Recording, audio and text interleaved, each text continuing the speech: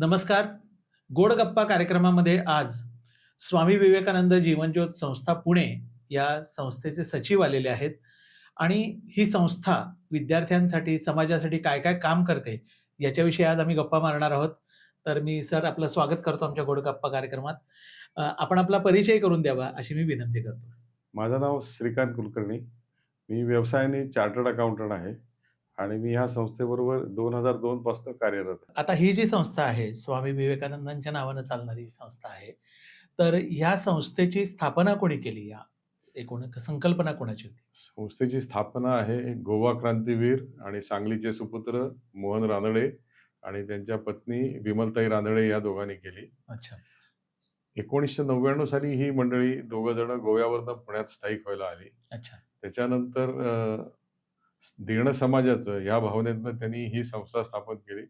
कारण विमलताई रानड्यांच्या मेडिकल एक्सपेंडिचरसाठी बऱ्याच लोकांनी मदत केली होती. बरं. मेडिकल खर्च झाल्यानंतर म्हणजे सगळा वैद्यकीय खर्च संपल्यानंतर जे अतिरिक्त पैसे उरले, बरं.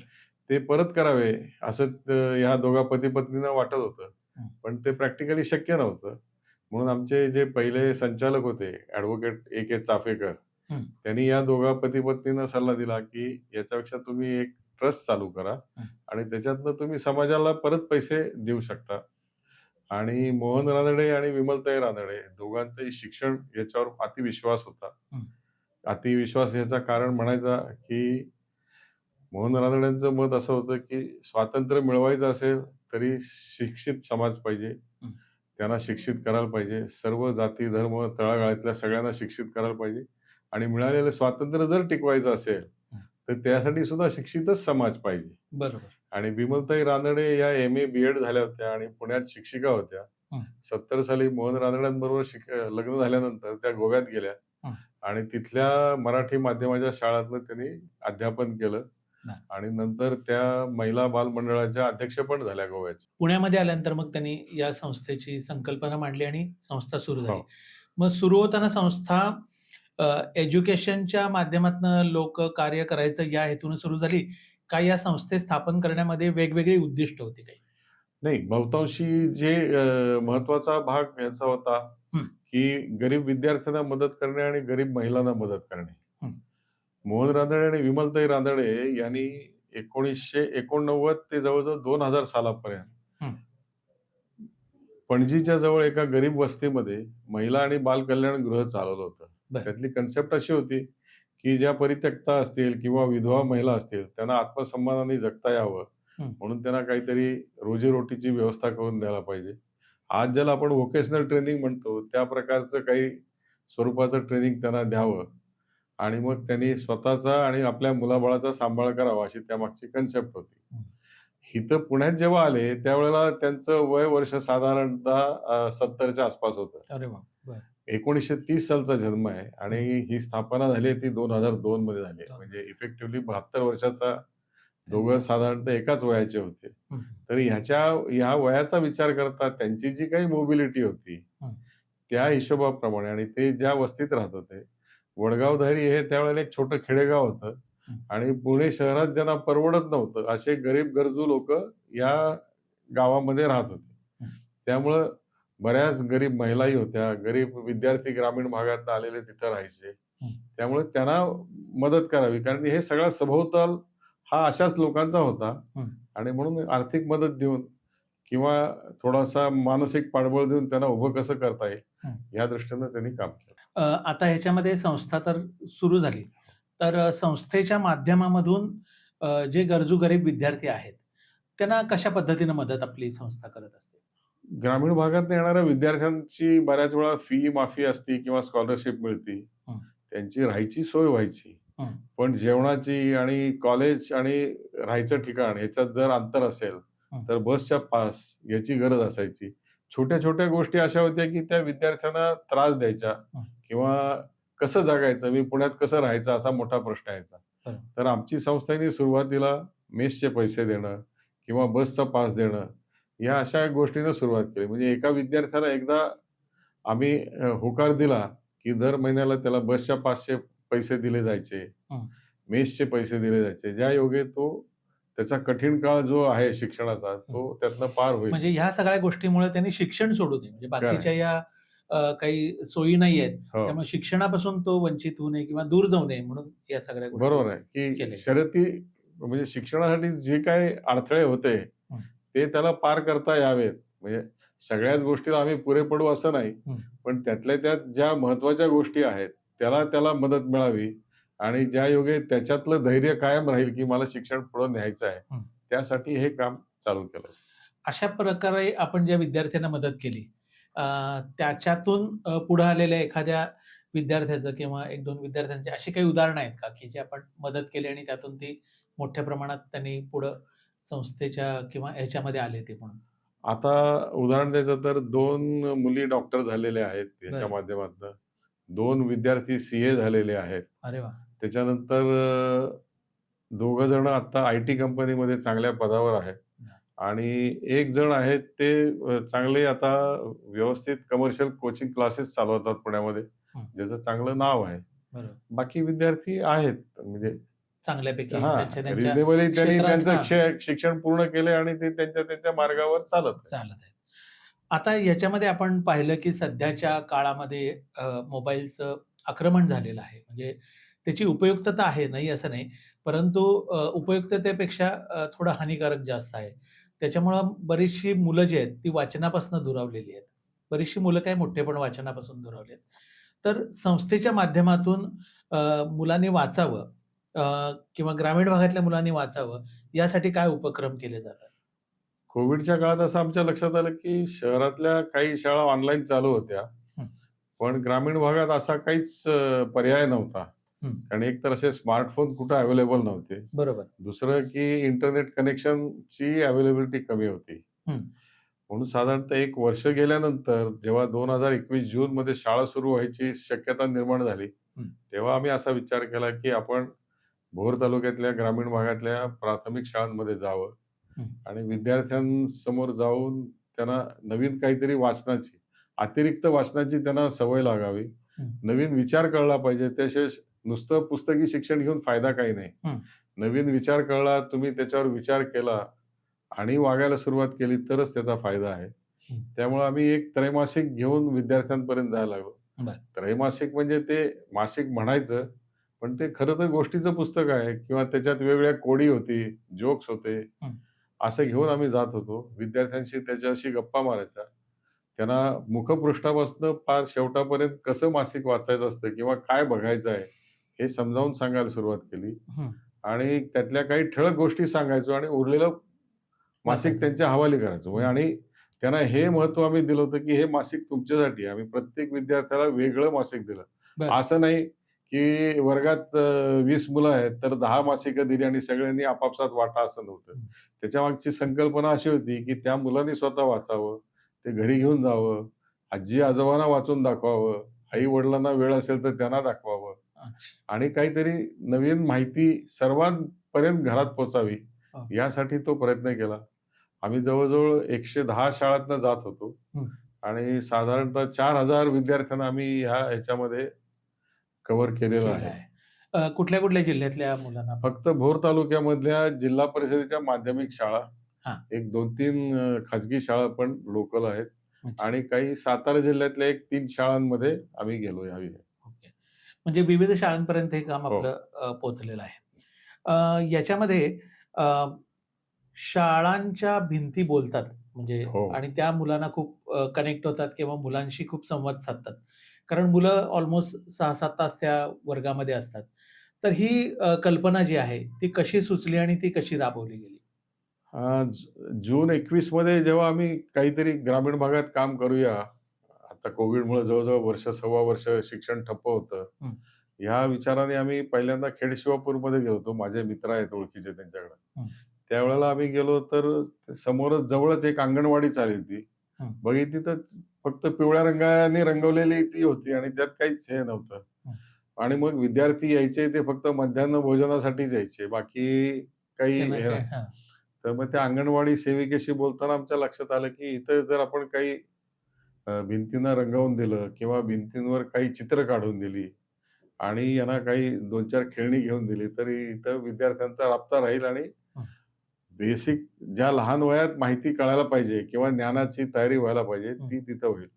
त्याच्यातनं आम्ही त्या बोलक्या भिंती तयार करायला सुरुवात केली आणि त्या 2 अंगणवाडी सेविकांना त्याचा खूप फायदा मिळाला. हं. विद्यार्थी संख्या वाढत राहिली. हं. त्याच्यानंतर एका पूर्व प्राथमिक शाळेला पण करून दिली.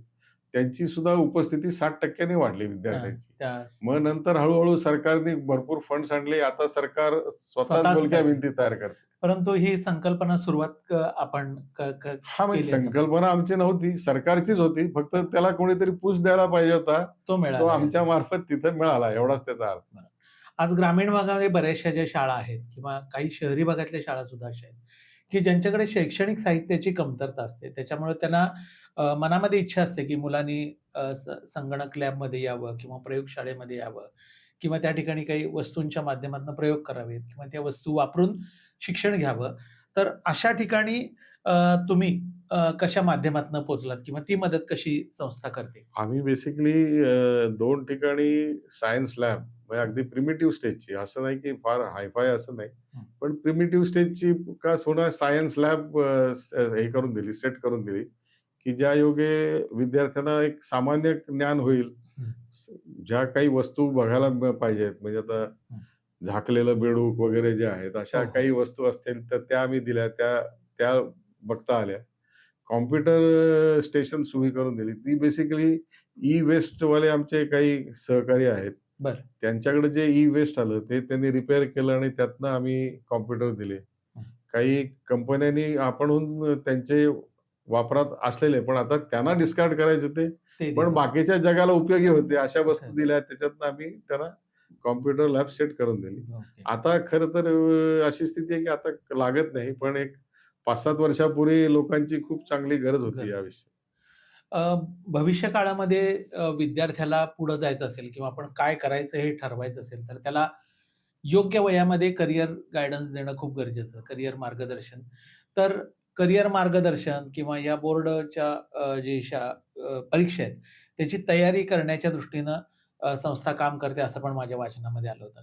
तर त्याच्यासाठी नेमकं काय काम करता तुम्ही? आम्ही ह्या वाचन अभियानामध्ये जेव्हा शाळेत जात होतो, तेव्हा विद्यार्थ्यांना विचारला प्रश्न, हं. की तुम्हाला काय व्हायचं आहे? तर 2च उत्तर असायची. एक तर पोलीस किंवा एक तर सैनिक. बरं. पण पोलीस होण्यासाठी काय करावं लागतं किंवा सैनिक म्हटल्यानंतर शारीरिक कष्ट किती भोगावे लागतात, हं. याची कोणालाच कल्पना नव्हती. बरोबर. गावात जेव्हा तो बूट वाजवत किंवा टॉक यायचा ड्रेस घालून, तेव्हा ते सगळ्यांना अभिमान वाटायचा, की माझा असा भाऊ आहे, माझा काका आहे.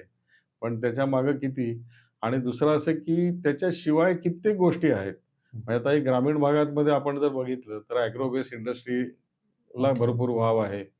सगळ्यात मोठा आणि दुसरा विषय आम्ही असा बघितला, की आम्ही ज्या भोर तालुक्यामध्ये काम करत होतो, ती तर शिवाजी महाराजांची पहिली पुण्यभूमी आहे. हं.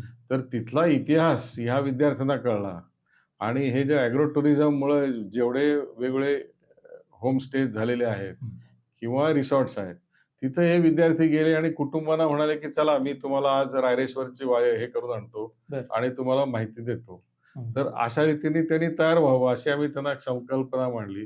हं. दुसरी अशी त्यांना सांगितलं, की तुम्ही ह्या ठिकाणी जे वावरता, हं. आता हळू असं झालेलं आहे, की ट्रेकिंग हा एक नवीन व्यवसायच आहे. आणि मग आम्ही त्यांना सांगितलं, की ह्याच्यात बेसिक कोर्स आहे, ह्याच्यात ॲडव्हान्स कोर्स आहे, ह्याच्यात डिझास्टर मॅनेजमेंटचा कोर्स आहे आणि सरकार मान्यता प्राप्त कोर्स आहेत. हं. तर ते एक त्यांना हे करून दिलं. त्यांची क्षमता आहे, शारीरिक क्षमता आहे. हो. तर त्याचा कुठेतरी उपयोग व्हावा या दृष्टीनं आम्ही तो प्रयत्न हां. करतो.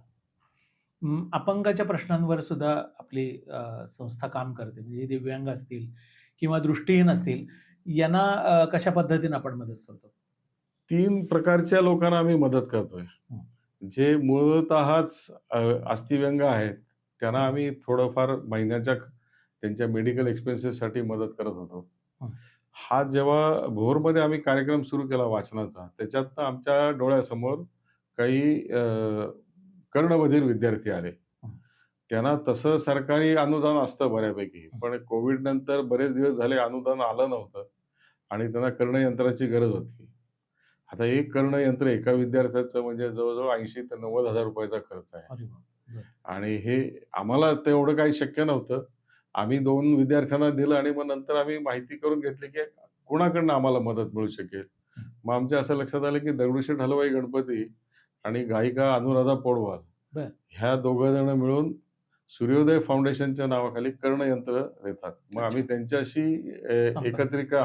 संपर्क केला आणि संयुक्तपणे जवळ-जवळ 24 विद्यार्थ्यांना आम्ही कर्णयंत्र दिलं. अरे वा. पण कर्णयंत्र देऊन भागत नाही. त्याला पुढं नुसता आवाज येऊन फायदा काय? मी हा. आई म्हटलंय, त्या मुलाला जर नाही कळलं तर त्याला स्पीच थेरपीची मदत आणि त्याची भाषेची मदत देण्यासाठी आम्ही प्रयत्न करतोय. अजून आम्ही त्याच्यापर्यंत सक्सेसफुल झालेलो नाहीये. पण मोस्टली ह्या शैक्षणिक वर्षात आम्ही 22 ते 23 विद्यार्थ्यांना स्पीच थेरपी आणि त्यांच्या आई-वडिलांना ओरिएंटेशन देण्यामध्ये यशस्वी होऊ असं वाटतंय. कारण आमचे 2-3 लोकांबरोबर टाय अप झालेला आहे. बरं. त्याच्यानंतर तिसरा भाग आहे तो म्हणजे अंध विद्यार्थ्यांचा. 2 वर्षामध्ये आमच्या असं लक्षात आलं, की पुण्याच्या कॉलेजेसमध्ये ग्रामीण भागातनं अंध विद्यार्थी मोठ्या प्रमाणात येत आहेत. बरं. आजच्या तारखेत आम्ही बघितलं तर जवळ-जवळ 450 ते 500 अंध विद्यार्थी ग्रामीण भागातनं आलेत. आता हे विद्यार्थी आल्यावर ह्यांचे जे शिक्षण आहे, हे बेसिकली बी-एच्या ह्याच्यातच आहे. म्हणजे बी-ए मराठी, बी-ए हिंदी, बी-ए इतिहास, इकॉनॉमिक्स, पॉलिटिकल सायन्स आहे. पण हे घेऊन पुढे नोकरी कशी मिळणार? त्यांची अपेक्षा शहरात आल्यावर अशी होती, की मला जे जुन्या काळी ट्रॅडिशनल आहे, अंध आहे म्हटल्यानंतर तू मेणबत्ती तयार कर, तू कागदाच्या टेलिफोन बूथ. पिशव्या तयार कर, टेलिफोन आता टेलिफोन बूथच उरला नाही तर त्याचं काय करणार? म्हणून त्यांची अपेक्षा होती, की इथं शहरात आलो तर मला नवीन काहीतरी शिकायला मिळेल आणि मला आत्मसन्मानाने जगता येईल. ओके. आता त्यात परत मुलांना असं वाटायला लागलं, की मी स्पर्धा परीक्षा द्याव्यात. तिथेही असं आहे, की राखीव जागा आहे 1, अच्छा. बसणारे 1000. मग 999 विद्यार्थ्यांनी काय करायचं? म्हणून मग त्याच्यासाठी आम्ही वक्तृत्व स्पर्धा घेतो, गाण्याची स्पर्धा घेतो. यावर्षी आम्ही चेस कॉम्पिटिशन पण त्याच्यासाठी घेणार आहोत. बरं. आणि डिजिटल टेक्नॉलॉजीमध्ये ते आता स्वतःहून वापर करत आहेत. स्मार्टफोन हा त्यांचा आता पांढऱ्या काठीपेक्षा स्मार्टफोन महत्त्वाचा हा झाला. त्यांचा महत्त्वाचा हे झालेला आहे. कारण पीडीएफ फाईल ऑडिओमध्ये कन्व्हर्ट करता येते. ते ऑडिओ म्हणतात, ते पीडीएफ करून परत आपल्याला कळतं. तर हे कम्युनिकेशन स्किल वाढलेले आहेत. पण अजून बरेच काही टेक्निक्स आहेत, ते आम्ही त्यांच्यापर्यंत पोहोचवायचा प्रयत्न करतोय. ज्या योगे त्यांना चांगलं शिक्षणाचा फायदा घेता येईल आणि चांगल्या नोकऱ्या मिळू शकतील. आता आम्ही ज्यांच्या संपर्कात आहोत, त्या दोघांना आता नॅशनल इन्शुरन्स कंपनीमध्ये नोकरी लागलेली आहे. बरं. आता त्यांना प्रमोशनच्या परीक्षेसाठी त्यांची तयारी करून घेण्यासाठी पण आम्ही प्रयत्न करतो. बरोबर. आता ह्याच्यामध्ये काही गरीब महिला आपल्या भागामध्ये आहेत. समजा महिला जर उभारली तर घर उभारतं असं म्हटलं जातं. तर त्यांना व्यवसायाच्या दृष्टीनं आपल्या संस्थेकडनं मदत कशी केली जाते? सुरुवातीच्या काळात मी जसं म्हटलं, की मोहन रानडे वडगाव धारीला राहायला आले होते. त्यावेळेला तिथं गरीब वस्ती होती आणि ग्रामीण भागातून आलेले विद्यार्थी शहरात परवडत नाही म्हणून तिथं राहत होते. त्यामुळे मेसची अत्यंतिक गरज होती. त्यावेळेला मग भांडी-कुंडी, स्टोव्ह असेल, गॅस असेल किंवा आपले स्टेनलेस स्टीलचे डबे देण्यासाठी अशा पद्धतीनं पहिल्यांदा सुरुवातीच्या काळात मदत केली. आता आम्ही गेल्या 5 वर्षामध्ये थोडासा व्ह्यू बदललेला आहे. काही जणींना आठवडी बाजारामध्ये स्टॉल लावायचा असतो, तर आम्ही त्यांना सीड कॅपिटल दिलं, अच्छा. की तुम्ही हे पैसे घ्या, तुमची खरेदी करा आणि तुम्ही बाजारात विका आणि तेच परत-परत वापरा. त्यांना आम्ही सांगितलं, की पैसे तुम्ही परत करायची गरज नाहीये. तुमच्या घरातली जी तुमची मुलगी असेल, मुलगा असेल, त्याच्या शिक्षणाला जेवढा तुम्हाला जमेल तेवढा त्याचा फायदा करून द्या. कोणापुढे हात पसरायला लागू नये, एवढी काळजी घ्या. त्यामुळे आठवडी बाजार असेल किंवा मग पापड लोणची करणाऱ्यांसाठी आम्ही देतो. शिलाई करणाऱ्या बाईंना आम्ही 2 बायकांना शिलाई मशीन पण घेऊन दिलेलं आहे. अशा त्यांचं पद्धतीने त्या पद्धतीनं काम चालू राहतं. हां. थोडाफार का होईना येस. हातभार लागायला हो. लागतो. मध्यंतरी कोविड सारखी महामारी होती किंवा आता आपण पाहतोय की ह्या क्लायमेट चेंजमुळे वारंवार नैसर्गिक आपत्ती येत आहेत आणि अशा वेळेला पटकन त्यांना मदतीला कोणीतरी असेल जवळचं, तर ते फार महत्त्वाचं ठरतं. तर ह्या नैसर्गिक आपत्तीच्या काळामध्ये संस्था कशा पद्धतीने काम पाहते? 2020 साली पहिला 1 महिना, 1.5 महिना आम्हाला काही सुचलं नाही, की काय करता येईल ते. त्याच्यात कमिन्स इंडियानी हे काढलं, की आम्ही पैसे द्यायला तयार आहोत, पण ज्या गरजू लोकांना आहे त्यांच्यापर्यंत रेशन कसं पोहोचवता येईल ते बघा. मग त्यांनी आम्हाला विचारलं, अजून 2-3 संस्थांना विचारलं. आम्ही तयारी दाखवली. आम्ही आणि 1-2 ट्रेकिंग क्लब बरोबर घेतले. पुण्यामध्ये आणि जे पुण्याच्या परिसरातले डोंगराळ भाग आहेत, तिथल्या वाड्या वस्त्यांपर्यंत हे कसं पोहोचवता येईल, हे आम्ही शहरातही केलं आणि ट्रेकिंग क्लबच्या मदतीनं घेऊन डोंगर दऱ्यातल्या वाड्या वस्त्यामध्ये पोहोचवलं हं. रेशन देऊन. बरं, बरं. आता पाण्याचा प्रश्न सगळीकडेच आहे मोठ्या प्रमाणात. आपण म्हणतो की एल निनो आला आणि असं झालं, दुष्काळ पडला, जास्त पाणी आलं, कमी पाणी आलं, वाहून गेलं. तर अशा ह्याच्यामध्ये अं, पाणी स्रोत जे आहेत, ते जपून वापरणं ही सगळ्यांचीच गरज आहे. तर ह्याच्यामध्ये संस्थेचं काम चांगल्यापैकी आहे आणि ग्रामीण भागामध्ये आहे. तर ते काम काय आहे ते थोडं जरा डिटेलमध्ये सांगा?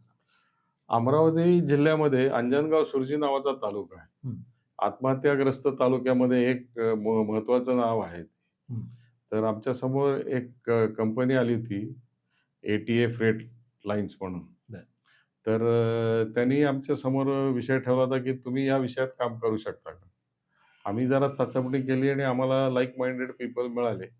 माणसं मिळाली. लोकजागर नावाची संघटना आहे, की जी अंजनगाव सुरजीमध्ये काम करते. बरं. त्यांच्या सहकार्याने मग आम्ही ठरवलं, की ज्या वॉटर बॉडीज आहेत, म्हणजे नाले आहेत, ओढे आहेत किंवा छोट्या नद्या आहेत, हं. त्याच्यातलं जर गाळ काढला हं. आणि खोलीकरण करून दिलं, तर वॉटर होल्डिंग कॅपॅसिटी वाढेल.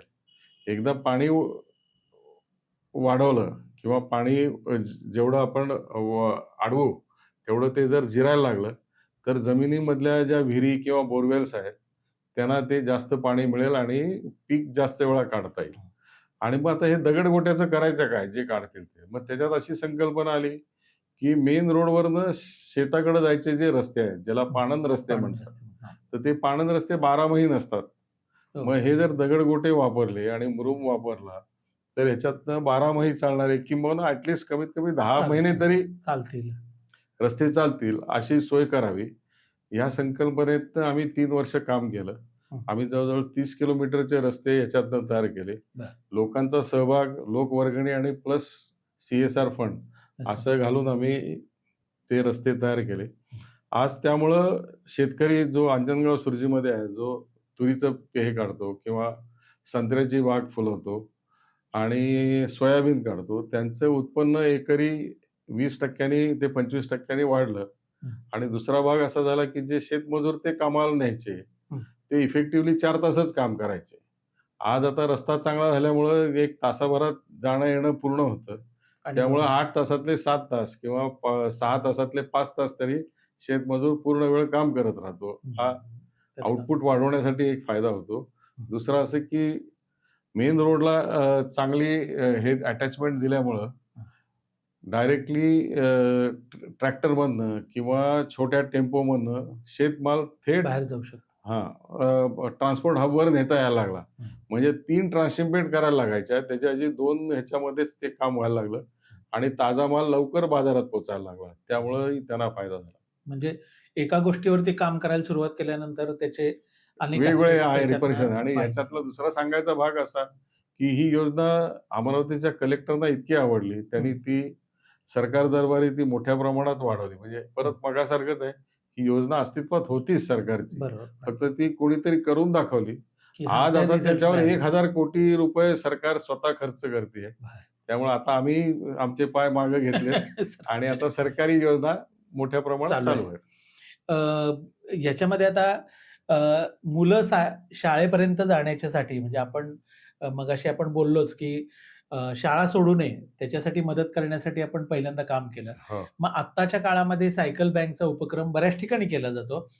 तसं मग आपल्याकडे कसा केला जातो? सायकल बँकचा विषय असा होता, की शहरांमध्ये आता म्हणजे वाहनांमध्ये ग्रॅज्युएशन व्हायला लागलं. म्हणजे जुन्या काळी सायकलचं शहर म्हणायचे पुण्याला. म्हणायला. हां. आता मोटरसायकलचं झालं. मोटरसायकल वाढून आता 4 चाकी आल्या आणि मग जुन्या सायकली आहेत, त्या कित्येक ठिकाणी तशाच पडलेल्या आहेत पार्किंग लॉटमध्ये. अच्छा, अच्छा. बरं. मग त्याच्यातनं अशी कल्पना निघाली, की ह्या जर आपण दुरुस्त करून दिल्या, आता ह्या इथं जर वापरात नसतील, हं. तर निदान ज्या मुलांना गरज आहे, त्यांना जर दिल्या, तर त्यांचा उपयोग होईल. कारण ही मुलं ग्रामीण भागातली मुलं 3 ते 4 किलोमीटर पायपीट करून येतात. हं.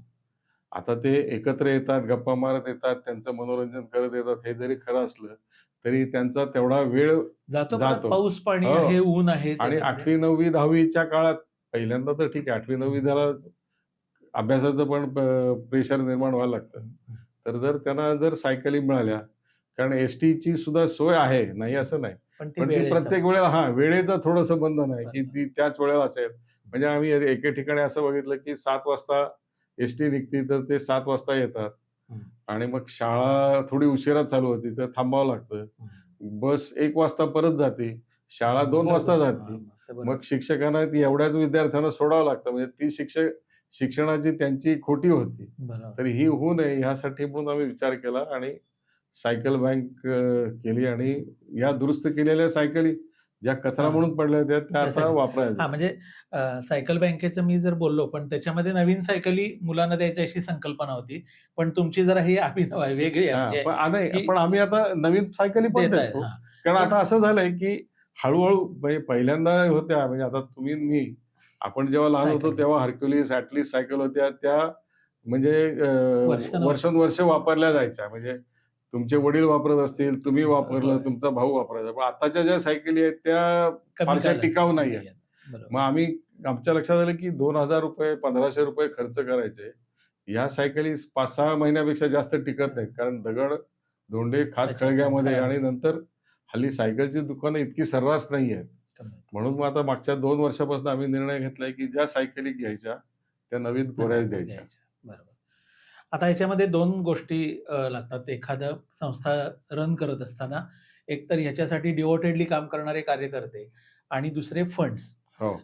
तर CSRच्या माध्यमातून तुम्ही तुमच्या बोलण्यातनं आत्ता आलं, की बऱ्याचशा संस्थांनी तुम्हाला मदत केली. म्हणजे बऱ्याचशा कंपन्यांनी तुम्हाला मदत केली. कंपन्यासुद्धा शोधत असतात, की एखादी चांगली जेन्युइनली काम करणारी संस्था कुठे मिळते का? कारण त्यांनाही तो फंड खर्च करायचा आहे, पण त्यांना चांगल्या ठिकाणी खर्च करायचा आहे. तर तुमच्या या संस्थेच्या कामामध्ये CSRची काय भूमिका आहे?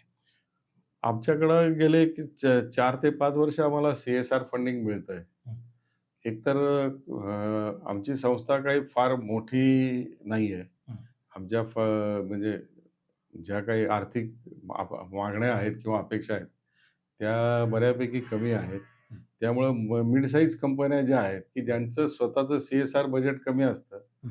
त्या सहजगत्या आम्हाला मदत देऊ करायला शकतो. तयार आहेत. हं, आणि आत्ता आपण आधी बोललो त्याप्रमाणे हे जे काही विषय आहेत, ज्याच्यात आम्ही काम करतो, ते तसे आपुलकीचे विषय आहेत हां, प्रत्येकाच्या. त्यामुळं 5-6 लाखाचं तर CSR फंडिंग मिळतं. बरं. त्याच्यानंतर डोनर्सही चांगले आहेत आमचे. हं, आणि दुसरी एक आम्ही ह्याच्यात संकल्पना केली आहे, जी CSRच्या बाहेरची आहे. ती म्हणजे आम्ही दर महिन्याला 800 घरातनं रद्दी गोळा करतो. बरं. आणि त्या माध्यमातून आम्हाला दर महिन्याला साधारणतः ₹26,000 आमचे गोळा होतात. अरे वाह! बरं. म्हणजे गेल्या जवळ-जवळ आता 2010 पासून ही संकल्पना चालू आहे. हं, आता हे 16वं वर्ष आहे. हं. आम्ही साधारणतः 30 लाखापर्यंत गेल्या 16 वर्षात ₹30 लाख उभे केलेत या माध्यमातून. बरं. आणि 800 घराशी संपर्क राहतो तो हा कायम त्यातला राहतो आणि त्यांनाही महत्त्वाचा. खुशी आहे ना, की आपण येस. चांगल्या कामाला देतोय. हो. याच्यामध्ये संस्थेचा जो विस्तार आहे, तो कसा आणि काय आहे? संस्थेचा विस्तार हा बेसिकली वेगवेगळ्या विषयामध्ये जे ज्यांना आवड आहे, हं, अशा आम्ही निवृत्त लोकांना अट्रॅक्ट करतो. आता कारण तरुण लोकांपर्यंत जातो आम्ही, हं. पण एक तर त्यांना वेळ नसतो किंवा ते इतर कामात किंवा नवीन शिकण्यामध्ये गुंतलेले असतात. तर बरोबर. ते प्रेशर त्यांच्यावर असतं. त्यामुळं आता आमच्याकडे जर बघितलं, तर वाचन संस्कृती वाढवण्यासाठी म्हणून आम्हाला काही शिक्षक मिळाले. हं, त्याच्यानंतर आमच्याकडे आता DRDO मधले रिटायर्ड सायंटिस्ट आहेत, बरं. की जे मुलांशी संवाद साधू इच्छितात. आम्ही आता सायन्स वर्कशॉप पण घेणार आहोत यावर्षी. हं, 2-3 वर्षापूर्वी असं वर्कशॉप पण घेतलं हं, होतं. आणि बँकिंग रिटायर्ड बँकर्स आहेत. हं, तर ही आमची कॅचमेंट एरिया ही अशा पद्धतीची आहे. शिक्षक, रिटायर्ड बँकर्स, की ज्यांच्यात आमची उठ आहे. हं. आणि आमच्या ओळखीमुळं मग ते एक जुळतो, मग दुसरा जुळतो, असं करत ते सर्कल वाढत राहतं. आणि आनंददायी काम हो, केल्याचं हो. दोन्ही गोष्टी आहेत ना. हां. ते रिटायर झाल्यानंतर काहीतरी आपण करतोय आणि हे आणि काही सततचं काम नसतं. नाहीये. त्यामुळं स्वतःचा जीव सांभाळून पण काम व्यवस्थित करता येतं. नाहीये. त्यात काही प्रश्न नाही. संस्थेच्या माध्यमातून आपण काही पुरस्कार पण देतो, की ज्या योगेश तुम्ही आता सध्या सांगलीमध्ये आलेले आहात आणि आपल्या गोड गप्पा मारायसाठी आलेले आहेत. तर ते कोणते-कोणते पुरस्कार आपण देतो? बेसिकली हे आमचं रौप्य महोत्सवी वर्ष आहे. त्यामुळे आम्ही असा विचार केला, की आमच्या संस्थापकांचा शिक्षणावर खूप भर होता. हं, आणि शिक्षण हाच म्हणजे गोव्याच्या स्वातंत्र्यासाठी म्हणून जेव्हा ते गेले वयाच्या 19व्या वर्षी, एक आहे. हां. तेव्हा त्यांनी गावातल्या खेडेगावातल्या मराठी शाळांमध्ये शिक्षकी पेशा म्हणूनच केलं. आता ते बाह्य आवरण होतं हा भाग वेगळा, की शिक्षणाच्या माध्यमातनं गेले आणि ते क्रांती. लोकात राहायचं आणि स्वातंत्र्याची ज्योत पेटवायची. पण त्याच्यातनं ते स्वतः खूप शिकले. हं, 19व्या वर्षीच गेल्यामुळं ते पण शिकण्याच्या ह्या वयातच होते हं, आणि त्यामुळं नंतर जेव्हा सुटून आले, तेव्हा त्यांनी मराठी माध्यमाच्या शाळा गोव्यामध्ये स्थापित केल्या होत्या. हं. स्वतःची पत्नी तीच उच्च शिक्षित असल्यामुळे त्यांना शैक्षणिक विषयातच काम करायला लावलं होतं. आणि मग नंतर जेव्हा 17 वर्ष जेव्हा आले 2002 मध्ये पुण्यामध्ये, तेव्हा हा जो आम्ही ट्रस्ट चालू केला, तोही बेसिकली विद्यार्थ्यांसाठीच. सुरू झालं. तर ह्या शिक्षण क्षेत्रात जे काम करत आहेत, हं, अशा लोकांना आदर करावा किंवा त्यांच्याप्रती ऋण व्यक्त करावं म्हणून हे यावर्षी आम्ही रौप्य महोत्सवी वर्षी हं. पहिल्यांदाच असं शिक्षण क्षेत्रात काम करणाऱ्या व्यक्तींचा म्हणजे इथं सांगलीचेच तुमचे शशिकांत देशपांडे सर आहेत, त्यांना पण हे की करू. ज्यांनी शिक्षकी पेशा पण केला आणि त्याच्यानंतर सांगली संस्थेस शिक्षण संस्थेमध्ये कार्यवाह म्हणून काम काम केलं. म्हणजे शिक्षण प्रसार असा त्यांनी हाही त्यांनी त्याचा प्रवास केलेला आहे. त्यामुळे आम्ही त्यांचा सत्कार करत आहोत. करणार आहोत. याच वर्षी रौप्य महोत्सवी वर्षात गोव्यामध्ये आम्ही एक सामाजिक सेवकाचा पण सत्कार करणार आहोत, हं, जो महिला आणि बाल कल्याणमध्ये त्यांनी काम काम करत. केलं आहे. हं, तर हे स्पेसिफिकली रौप्य महोत्सवी वर्षासाठी आहे. बरं. पण आम्ही विविध स्पर्धा घेत असतो. त्याच्या माध्यमातून विद्यार्थ्यांना प्रोत्साहन मिळावं हं, म्हणून विविध पारितोषिकं देतच असतो. बरं. तर तुमचं जे काम आहे त्या कामाला खरंच शुभेच्छा आणि निस्वार्थ भावनेनं तुम्ही हे सगळं समाजासाठी करताय आणि सगळ्यात महत्त्वाचं म्हणजे आपल्या सांगलीचे सुपुत्र असणारे मोहनजी रानडे यांच्या संकल्पनेतून सुरू झालेली ही संस्था पुणे भागामध्ये आज विस्तारानं काम करते. तर सांगलीकरांच्या वतीनं मी तुमचे आभार मानतो आणि या कार्यक्रमात तुम्ही सहभागी झालात त्याबद्दल आभारी. धन्यवाद. धन्यवाद. Thank you.